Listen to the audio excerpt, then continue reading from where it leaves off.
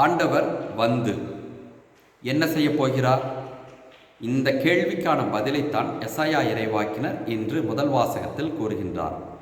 நமக்கு எல்லாருக்குமே இந்த உலகத்தில் பிறந்துவிட்டால் ஒரு குறிப்பிட்ட வயது வந்த பிற்பாடு எதிர்காலத்தை பற்றி மிகவும் சிந்திக்க ஆரம்பிப்போம். குழந்தைகளாக இருந்து பள்ளிக்கூடத்தில் சேர்ந்து விட்டால் நான் நன்றாக படித்து நல்ல மதிப்பெண் வாங்க வேண்டும் என்று எதிர்காலத்தை பற்றி சிந்திக்கின்றோம். படித்து முடித்த பிற்பாடு நான் இந்த வேலைக்கு செல்ல வேண்டும் என்று எதிர்பார்ப்போடு இருப்போம்.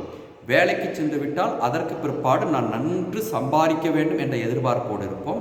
சம்பாதிக்கும் பொழுது நான் இந்த பொருட்களை எல்லாம் வாங்க வேண்டும் என்று எதிர்காலத்தை பற்றி சிந்தித்து கொண்டே இருப்போம். இதெல்லாம் நமது எதிர்காலத்தை பற்றி நாமே சிந்தித்து கொண்டிருக்கக்கூடிய செயல்கள்.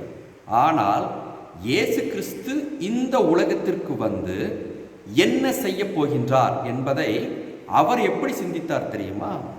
அவர் தனது எதிர்காலத்தை பற்றி சிந்திக்கவே இல்லை. இயேசு எப்பொழுதும் தன்னை பற்றி சிந்திப்பவர் அல்ல. ஏனென்றால் அவர் கடவுள். அவர் தன்னை பற்றிய கவலை இல்லாதவர். அவர் யாரை பற்றி சிந்திக்கிறார் தெரியுமா? அவர் படைத்த மக்களாகிய நம்மை பற்றித்தான் சிந்திக்கின்றார். இந்த உலகத்தில் குழந்தை இயேசுவாக பிறந்து இந்த நான் தேர்ந்து கொண்ட மக்களுக்காக நான் என்னவெல்லாம் செய்ய போகிறேன் என்பதை பற்றி அவர் நம்மை பற்றி சிந்திப்பவராகவே எப்பொழுதும் காணப்படுகிறார் என்பதைத்தான் எசாயா இறைவாக்கினர் இன்று எடுத்து கூறுகின்றார். அப்படி என்றால் இது எதை சுட்டி காட்டுகிறது? பிறர் அன்பை சுட்டி காட்டுகிறது. நாமெல்லாம் தன்னன்பை பற்றி, நமது எதிர்காலம் என்பது நமது அன்பை பற்றி, அதாவது தன்னன்பை பற்றி தான் குறித்து காட்டுகிறது.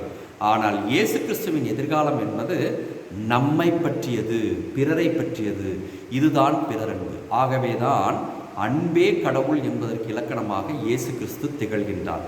அதனால்தான் நம்மை பற்றி சிந்தித்ததால் தான் நம்மை போலவே பிறந்து, நம்மை போலவே வளர்ந்து, நம்மை போலவே போதித்து, நம்மை போலவே அவர் இறப்பையும் சந்தித்தார் என்பது உண்மை.